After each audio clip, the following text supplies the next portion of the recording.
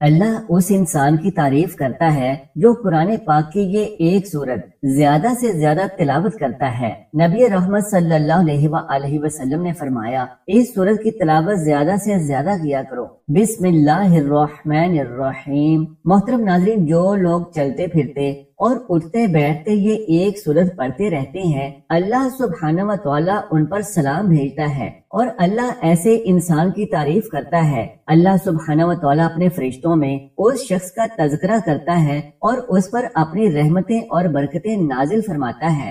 نبی کریم صلی اللہ علیہ وآلہ وسلم نے فرمایا کہ اگر بندہ یہ سورت پڑھ کر اللہ کے سامنے دستے سوال دراز کرے تو اللہ پاک اسی وقت اس کی دعا قبول فرما لیتا ہے۔ اس بندے کی جو بھی حاجت ہوگی اور جو بھی ضرورت ہوگی وہ پوری ہو جائے گی۔ بے شک تمام تعریفیں اس خالق کائنات کے لیے کہ جس نے تمام کائنات اور اس کے نظام کو قائم کیا۔ ہم پر اللہ کا سب سے بڑا کرم تو یہ ہے کہ اللہ نے ہمیں اشرف المخلوقات بنایا اور پھر دین اسلام کی نعمت سے نوازا۔ پھر اس نے نظام زندگی کو قائم کرنے کے لیے زرخیز زمین اور شجر بنائے، پھل میوے اور خوراک مہیا فرمائی۔ زمین میں توازن کے لیے اس نے پہاڑ بنائے، پھر سمندر اور دریا بنائے۔ آسمان سے بارش جیسی نعمت ہم پر برسائی اور چاند سورج اور ستاروں سے آسمان کو مزین کیا، چرند پرند اور چوپائے بنائے۔ حتیٰ کہ اگر ہم انفرادی طور پر اپنے آپ پر غور کریں تو اللہ سبحانہ و تعالی نے ہمیں بہترین توازن کے ساتھ پیدا فرمایا، ہمارے جسم کے تمام اعضاء کو درست اور سالم بنایا، نیز اندرونی اعضاء کو بہترین طور سے فعال بنایا، پھر رشتے ناطے خوشیاں مسرتیں دولت صحت اور تندرستی بھی عطا فرمائی، اور یہ سب کچھ رزق کے زمرے میں ہی آتا ہے۔ حقیقت تو یہ ہے کہ ہم اس جلیل القدر پاک ذات کی نعمتوں کو شمار نہیں کر سکتے اور نہ ہی ان کا شکر ادا کر سکتے ہیں، کیونکہ اس دنیا کے تمام سمندروں کو سیاہی اور درختوں کو قلم بنا دیا جائے تو یہ تمام اللہ سبحانہ و تعالیٰ کی مکمل تعریف اور بزرگی بیان نہیں کر سکتے۔ ہمارے جسم کے اندر رواں دواں خون کا ایک ایک قطرہ اس ذات پاک کا شکر گزار ہونا چاہیے۔ تمام اچھے کام اللہ ہی کی طرف سے ہیں اور تمام تعریفیں اس مالک الحق کے لیے ہیں۔ اللہ سبحانہ و تعالیٰ کے اس ایک جملے پر غور کیا جائے تو یہ معلوم ہوگا کہ اللہ سبحانہ و تعالیٰ کسی ایک دنیا اور جہان کے بارے میں بات نہیں کر رہا، بلکہ تمام جہانوں کا ذکر کر رہا ہے جو ظاہر ہیں یا پوشیدہ ہیں۔ اللہ ہی خوب جانتا ہے کہ اس طرح کے کتنے جہان اور دنیایں اس کائنات میں موجود ہیں جو صرف اور صرف اسی کے علم میں ہیں اور اسی کی تخلیق کردہ ہیں۔ ہمارے پیارے نبی حضرت محمد صلی اللہ علیہ وآلہ وسلم کی محبت ہمارے ایمان کا لازمی جزو ہے، جس کے بغیر ایمان مکمل ہی نہیں ہوتا۔ اللہ تعالیٰ نے سورہ توبہ میں ارشاد فرمایا، اے نبی صلی اللہ علیہ وآلہ وسلم، اگر تمہارے آباء و اجداد اور تمہارے بیٹے اور تمہارے بھائی اور تمہاری بیویاں اور تمہارا خاندان اور وہ مال جو تم کماتے ہو اور وہ تجارت جس کے نقصان کا تمہیں ڈر ہے اور وہ گھر جو تمہیں پسند ہے، تمہیں اللہ اور اس کے رسول اور اللہ کے راستے میں جہاد سے زیادہ محبوب ہے، تو اللہ کے عذاب کا انتظار کرو اور اللہ فاسقوں کو ہدایت نہیں دیتا۔ ناظرین، نبی کریم صلی اللہ علیہ وآلہ وسلم کا ارشاد گرامی ہے کہ تم میں سے کوئی شخص اس وقت تک مومن نہیں ہو سکتا جب تک کہ میں اسے اس کے والدین، اس کی اولاد اور تمام لوگوں سے زیادہ محبوب نہ ہو جاؤں۔ بلا شبہ آپ صلی اللہ علیہ وآلہ وسلم کی ذات ہی سب سے بڑھ کر محبت کیے جانے کے قابل ہے۔ اللہ سبحانہ و تعالیٰ نے نبی آخر الزمان صلی اللہ علیہ وآلہ وسلم کی اداؤں کو قرآن کا حصہ بنا دیا۔ آپ صلی اللہ علیہ وآلہ وسلم کے چہرے کا آسمان کی جانب اٹھنا، آپ صلی اللہ علیہ وآلہ وسلم کا کلام، آپ صلی اللہ علیہ وآلہ وسلم کا شہر، آپ صلی اللہ علیہ وآلہ وسلم کی جنگیں اور فتوحات، قیام اللیل، دعوت و تبلیغ، معراج، اور آپ صلی اللہ علیہ وآلہ وسلم کے صحابہ رضوان اللہ عنہم اجمعین، آپ صلی اللہ علیہ وآلہ وسلم کے اہل بیت، آپ صلی اللہ علیہ وآلہ وسلم کی ہجرت، اخلاق، الغرض آپ صلی اللہ علیہ وآلہ وسلم کی پوری زندگی قرآن نے بیان فرمائی۔ فرما دی۔ کہیں آپ صلی اللہ علیہ وسلم کی رضا میں اللہ کی رضا بتائی گئی۔ اگر آپ صلی اللہ علیہ وسلم چادر لپیٹتے تو اللہ سبحانہ و تعالیٰ نے آپ کو مزمل اور مدثر کہہ کر پکارا، کہیں شاہد کہیں مبشر تو کہیں نذیر کہہ کر مخاطب فرمایا۔ آپ کو سراج منیر جیسے شاندار القابات سے نوازا گیا۔ اللہ تبارک و تعالیٰ کو تو یہ بھی پسند نہیں کہ کوئی اس کے محبوب صلی اللہ علیہ وسلم کے سامنے اونچی آواز میں ہی بات کرے۔ اللہ نے ہمارے پیارے نبی صلی اللہ علیہ وسلم کو روز محشر شفاعت کرنے والا بنایا اور انہیں کوثر اور مقام محمود سے نوازا گیا۔ حضرت انس رضی اللہ تعالیٰ عنہ فرماتے ہیں کہ 3 چیزیں ایسی ہیں کہ جس میں ہو اس نے ایمان کی حلاوت پا لی۔ ایک وہ شخص کے جس کو اللہ اور اس کا رسول صلی اللہ علیہ وسلم سب سے زیادہ محبوب ہو۔ دوسری یہ کہ جب کسی سے محبت کرے تو اللہ کے لیے کرے، اور جس سے اللہ نے اسے بچا لیا ہو تو اس کی جانب لوٹنے سے اسی طرح نفرت کرے جس طرح آگ میں ڈالے جانے سے کرتا ہے۔ گویا نبی صلی اللہ علیہ وسلم کی محبت کے بغیر حلاوت ایمانی کا پانا ناممکن ہے۔ اسی طرح سے خالی اور کھوکھلے دعووں سے کوئی سچا عاشق رسول صلی اللہ علیہ وسلم نہیں بن سکتا۔ حقیقی عاشق رسول صلی اللہ علیہ وسلم تو وہی ہے جو آپ صلی اللہ علیہ وسلم کے لائے ہوئے پیغام پر عمل پیرا ہو۔ حدیث مبارکہ ہے کہ جس نے میری سنت سے محبت کی اس نے مجھ سے محبت کی، اور جس نے مجھ سے محبت کی وہ جنت میں داخل ہو گیا۔ ایک روز نبی کریم صلی اللہ علیہ وسلم صحابہ کرام کے ساتھ تشریف فرما تھے کہ ایک دیہاتی شخص آپ کی خدمت میں حاضر ہوا اور کہنے لگا، یا رسول اللہ صلی اللہ علیہ وسلم قیامت کب آئے گی؟ آپ صلی اللہ علیہ وسلم نے فرمایا،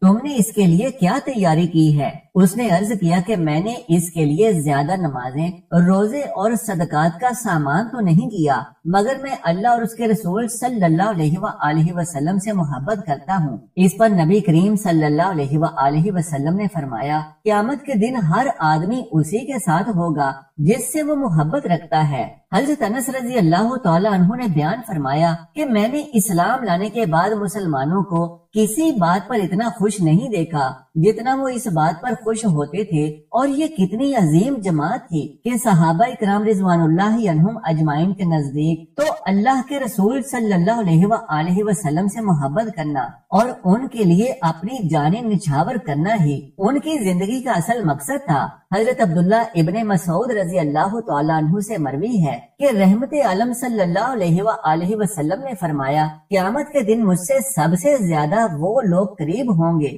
جو کثرت سے یہ سورت پڑھنے والے ہوں گے۔ اللہ سبحانہ و تعالیٰ اس سورت کو پڑھنے والوں کو بہت سے انعامات سے نوازتے ہیں۔ اللہ سبحانہ و تعالیٰ خوش ہو کر اور بڑھا چڑھا کر ان پر رحمتیں نازل فرماتے ہیں۔ جو شخص زمین پر یہ سورت پڑھتا ہے فرشتے آسمان پر جا کر اس کا تذکرہ کرتے ہیں۔ نبی کریم صلی اللہ علیہ وسلم نے فرمایا کہ جو شخص یہ سورت پڑھے گا اللہ اس پر 100 مرتبہ رحمتیں نازل فرمائے گا۔ حضرت ابو الحسن شاذ رحمت اللہ علیہ ایک جنگل میں تھے کہ ایک درندہ ان کے سامنے آ گیا اور ان کو اپنی جان کی فکر پڑ گئی، تو اس وقت انہوں نے نبی کریم صلی اللہ علیہ وسلم کی ذات اقدس پر درود پڑھا تو اس کی برکت سے انہیں اس پریشانی سے نجات حاصل ہو گئی۔ تو ناظرین کرام، آج کے اس وظیفے میں آپ نے قرآن پاک کی یہ ایک سورت اور ایک تسبیح درود پاک کی پڑھنی ہے، اور یقین کریں کہ اس وظیفے کی اتنی فضیلت ہے کہ اگر آپ جان لیں تو آپ کبھی بھی اس تسبیح کو پڑھنا نہ چھوڑیں گے، کیونکہ درود پاک پڑھنے والا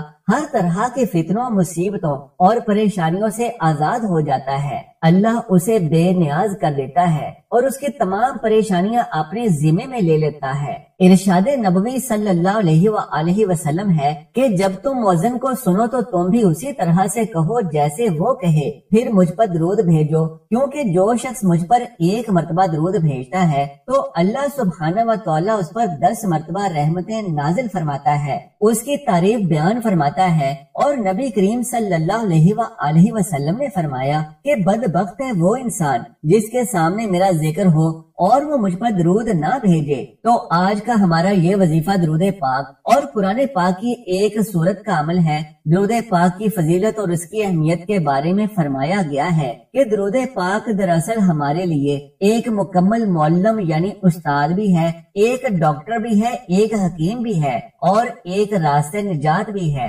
اس دنیا میں رہتے ہوئے اور زندگی گزارتے ہوئے درود پاک ہمارے لیے سب کچھ ہے۔ قرآن کریم کی ایک مدنی سورت سورۃ الاحزاب میں آیت نمبر 56 میں اللہ کا فرمان ہے، بے شک اللہ اور اس کے فرشتے نبی کریم صلی اللہ علیہ وآلہ وسلم پر درود پاک بھیجتے ہیں، اس لیے اے ایمان والو تم بھی آپ صلی اللہ علیہ وآلہ وسلم پر درود اور خوب سلام بھیجا کرو۔ اللہ کے اس فرمان کا مطلب یہی ہے کہ جو شخص آخرت میں اپنی بخشش و مغفرت چاہتا ہے تو وہ نبی کریم صلی اللہ علیہ وآلہ وسلم کی ذات پر خوب درود اور سلام بھیجے۔ حافظ محمد ابن عبد الرحمن سخاوی رحمت اللہ علیہ فرماتے ہیں کہ اللہ کی ذات ہمارے اوپر اتنی مہربان ہے کہ ہمارے لیے بخشش کے بہانے ڈھونڈتی ہے۔ یہی وجہ ہے کہ نبی کریم صلی اللہ علیہ وآلہ وسلم پر درود بھیجنے کو ہماری بخشش و مغفرت کا ذریعہ بنا دیا گیا ہے۔ حضرت انس بن مالک رضی اللہ تعالیٰ عنہ فرماتے ہیں کہ نبی کریم صلی اللہ علیہ وآلہ وسلم نے فرمایا، جب اللہ تبارک و تعالیٰ کے لیے محبت رکھنے والے دو بندے آپس میں ملتے ہیں اور مجھ پر درود بھیجتے ہیں تو ان کے آپس میں الگ ہونے سے پہلے ان کی بخشش و مغفرت کر دی جاتی ہے اور ان کے تمام گناہوں کو معاف کر دیا جاتا ہے۔ ایک مرتبہ حضرت علی شیر خدا کے پاس ایک سائل حاضر ہوا اور کہنے لگا کہ مجھے کچھ دیجیے کہ میں بہت تنگ دست ہوں، لیکن اس وقت حضرت علی رضی اللہ تعالیٰ عنہ کے پاس دینے کے لیے کچھ بھی نہیں تھا۔ تو آپ رضی اللہ تعالیٰ عنہ نے 10 مرتبہ درود پاک پڑھ کر اس کے ہاتھ پر پھونک ماری اور فرمایا کہ اپنی مٹھی بند کر لو۔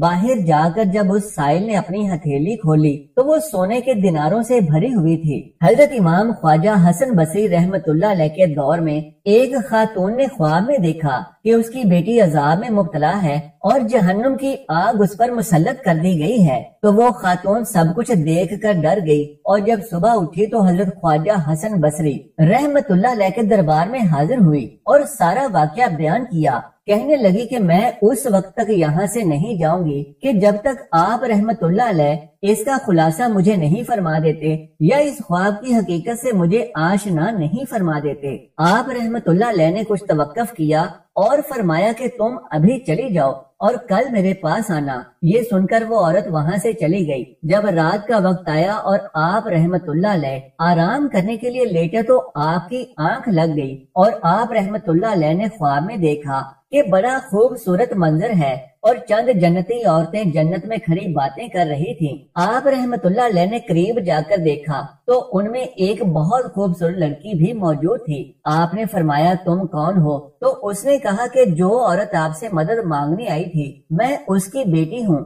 آپ رحمت اللہ علیہ نے فرمایا کہ تمہاری ماں نے تو بتایا تھا کہ تم جہنم کے عذاب میں گرفتار ہو۔ تو اس نے کہا کہ یہ بالکل درست ہے، لیکن رات کے وقت ایک نوجوان قبرستان میں آیا اور اس نے درود پاک پڑھ کر اس قبرستان میں مدفون تمام لوگوں کو بخش دیا، جس کے نتیجے میں اللہ سبحانہ و تعالیٰ نے ہمارے گناہوں کو نیکیوں میں بدل دیا اور ہمیں جنت میں بھیج دیا۔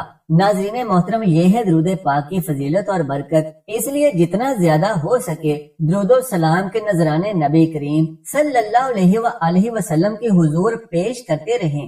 نبی کریم صلی اللہ علیہ وآلہ وسلم نے فرمایا کہ جو مجھ پر ایک بار درود پاک پڑھے گا اللہ تعالیٰ اس پر 10 مرتبہ رحمتیں نازل فرمائے گا، اور جو شخص 10 بار درود پڑھے گا تو اللہ سبحانہ و تعالیٰ اس پر 100 رحمتیں نازل فرمائے گا، اور جو شخص مجھ پر 100 مرتبہ درود پڑھے گا تو اللہ سبحانہ و تعالیٰ اس کی دونوں آنکھوں کے درمیان لکھ دے گا کہ یہ نفاق اور جہنم کی آگ سے آزاد ہے، اور اسے بروز قیامت شہداء کے ساتھ رکھا جائے گا۔ حضرت عمر ابن خطاب رضی اللہ تعالیٰ عنہ کے دور میں ایک شخص تھا جو کہ بہت زیادہ مالدار تھا، لیکن اس کا کردار اور اس کا اخلاق اچھا نہیں تھا، لیکن اسے درود پاک سے بہت زیادہ محبت تھی اور وہ کبھی بھی درود پاک پڑھنے سے نہیں ہٹتا تھا۔ پھر جب اس کی زندگی کا آخری وقت آیا تو اس کا چہرہ سیاہ ہو گیا اور بہت زیادہ تنگی لاحق ہو گئی۔ اس حالت میں اس نے التجا کی کہ اے اللہ کے حبیب صلی اللہ علیہ وآلہ وسلم، میں نے تو درود پاک پڑھنے میں کبھی کوئی کوتاہی نہیں کی، پھر میرے ساتھ ایسا کیوں؟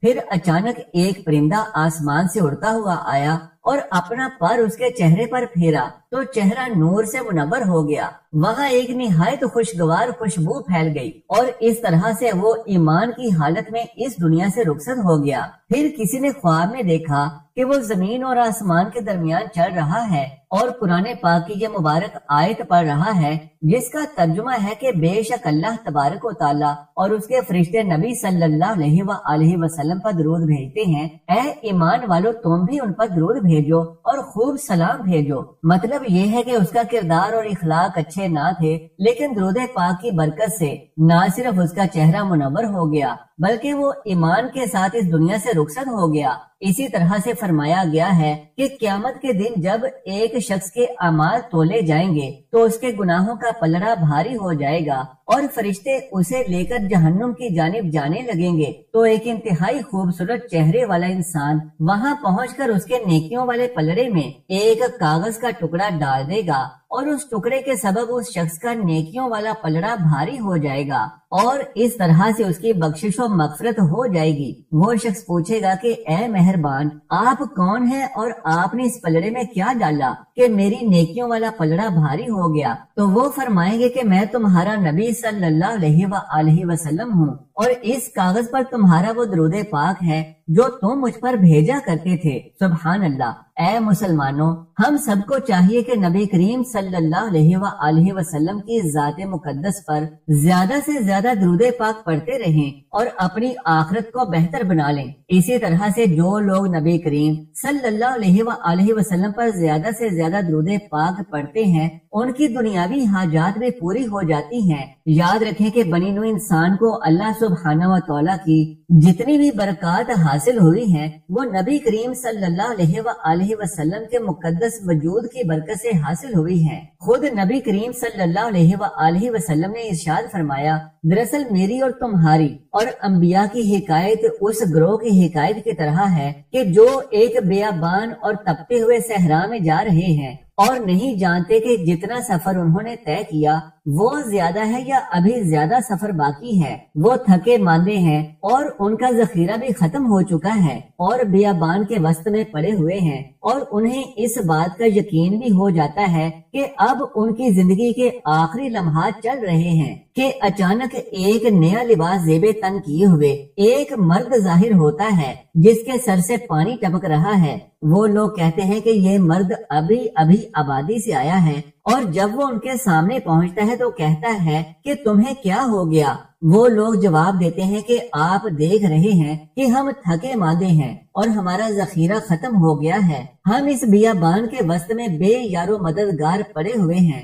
اس پر وہ مرد کہتا ہے کہ اگر میں تمہیں ٹھنڈے اور میٹھے پانی اور سرسبز باغات کی طرف لے کر جاؤں تو تم مجھے کیا دو گے؟ وہ کہتے ہیں کہ تم جو کچھ کہو گے ہم تعمیل کریں گے۔ تو اس پر وہ مرد انہیں ٹھنڈے اور میٹھے پانی اور سرسبز باغات تک لے کر جاتا ہے اور پھر تھوڑی دیر کے بعد کہتا ہے کہ اٹھو کہ میں تمہیں اس سے بھی زیادہ سرسبز باغات اور ٹھنڈے میٹھے پانی کے چشموں تک لے کر جاؤں۔ لیکن ان میں سے زیادہ تر لوگ یہ کہتے ہیں کہ ہم اتنی ہی مقدار پر راضی ہیں، لیکن ان میں سے ایک گروہ کہتا ہے کہ کیا تم نے اس مرد کے ساتھ عہد و پیمان نہیں باندھا ہوا کہ ہم آپ کی نافرمانی نہیں کریں گے؟ اس مرد نے تم سے سچ بولا تھا اور اب بھی پہلی بار کی طرح اس کی بات سچی ہے۔ اور پھر یہ گروہ اس کے ساتھ چل پڑتا ہے اور پھر وہ انہیں مزید زیادہ سرسبز باغات اور میٹھے پانی کے چشموں تک پہنچا دیتا ہے۔ لیکن باقی بچ جانے والے لوگوں پر دشمن شب خون مارتا ہے اور صبح تک ان کی لاشیں ہی باقی بچتی ہیں۔ اور ناظرین محترم، یہ درود پاک ہے۔ درود پاک کا دامن ہر وقت ہر لمحے مضبوطی کے ساتھ پکڑ کر رکھیں، کیونکہ درود پاک پڑھنا ایک عظیم ترین سعادت ہے۔ اور جان لیجیے کہ قرآن پاک کی وہ سورت جو اللہ سبحانہ و تعالیٰ کو بے حد پسند ہے اور بے حد محبوب ہے کہ جس کو پڑھنے والا بندہ فرشتوں میں معزز ہو جاتا ہے، وہ سورت سورہ اخلاص ہے۔ چلتے پھرتے سورہ اخلاص کو پڑھنے کا اپنا معمول بنا لیں اور ساتھ ہی ساتھ درود پاک کی تسبیحات پڑھتے رہیں، اور پھر دیکھیں کہ آپ کی ہر دعا اللہ رب العالمین کی بارگاہ عظیم المرتبت میں کس طرح سے شرف قبولیت حاصل کرتی ہے۔ یہ بڑے ہی نصیب کے فیصلے ہیں اور یہ بڑے ہی کرم کی بات ہے کہ آپ قرآن پاک کی اس بابرکت سورت کو اور درود پاک کو اپنی زندگی میں شامل کر لیں۔ اللہ تبارک و تعالیٰ سے دعا ہے کہ نیکی کی بات کو سننے سمجھنے اور اس پر عمل کرنے کی سعادت نصیب فرمائے۔ میرا سنانا اور آپ کا سننا اپنی بارگاہ میں قبول و منظور فرمائے، آمین یا رب العالمین۔ محترم ناظرین، درخواست ہے کہ میری آج کی اس معلوماتی ویڈیو کو لائک اور شیئر کر دیجئے اور میرے اسلامی و اصلاحی چینل کو سبسکرائب ضرور کر لیجئے۔ جزاک اللہ خیرن کثیرا۔ اللہ ہم سب کا حامی و ناصر ہو۔